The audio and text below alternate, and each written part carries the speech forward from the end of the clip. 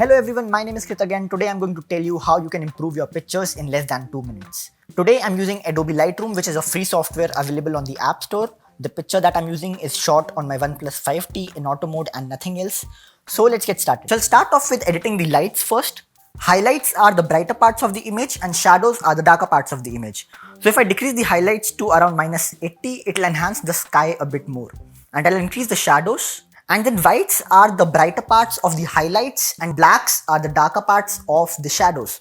So I'll increase the highlights just a little bit and I'll decrease the blacks to create a bit more depth. Then we have contrast, which is the difference between the brighter and the darker parts of the image. So if I increase the contrast, the brighter parts gets brighter and the darker parts get darker. Then exposure is the overall lightness in an image. So I'll increase that to around 0.3. So here we have the temperature, which is the balance between the yellowness and the blueness of an image. I'll decrease it just a little bit. Then we have vibrance and saturation, which is the intensity of the color in an image. But vibrance is a bit more subtle. So I'll increase the vibrance to around +30 and the saturation to around +10. And then we have 3 more sliders here: texture, clarity and dehaze. Texture is basically the feel of an image. So I'll increase it to around 10. And then we have clarity, which is a combination of sharpness and contrast. Don't increase it a lot, since it'll make the picture look over edited. I'll increase it to about 30 or so. And then dehaze is to basically remove the haziness from the picture by introducing a bit more contrast. So I'll increase it to about 20. And then we have vignette, which is basically darkening of the edges to make the subject a bit more focused in the image. So I'll decrease it to about 10 so it does not look overboard. And then we have sharpness. So sharpness is basically enhancing the edges of an image.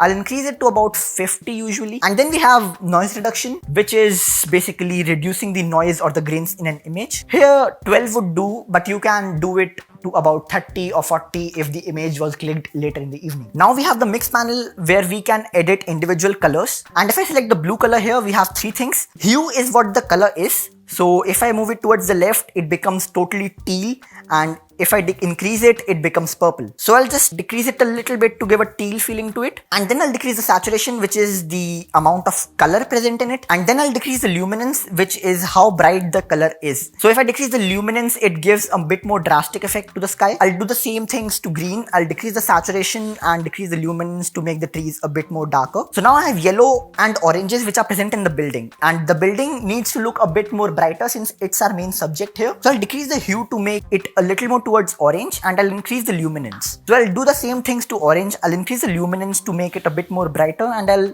decrease the hues to make it a little more towards the red. Now we'll check the before and after by pressing and holding on to the image. And this is the before and this is the after. We have definitely come a long way. I'll just do one more thing to make the picture look a bit more moody. Now we'll go into the lights and go into the curves. Curves may look intimidating at first, but it is definitely very simple to use. The upper area is the highlights. The upper part is the highlights and the lower part is the shadows. And it's a linear relationship between the darker parts and the brighter parts. So I'll increase the highlight parts just a little bit and decrease the shadows, which will create a contrast, what we had learned before. And I'll lift the bottom edge of the curves, which will give it a bit more moody feel. And I'll create a point here just to make the shadows a bit more defined and increase the mid tones or the middle part, which would be somewhere between the shadows and the highlights. So this looks fine to me, I think. And this is a normal shape of the curve that will fit to a lot of pictures, and you'll learn eventually how to use the curve when you keep experimenting with it. This is the before and this is the after. Just one last thing that I would like to add is that make sure that the pictures are straight.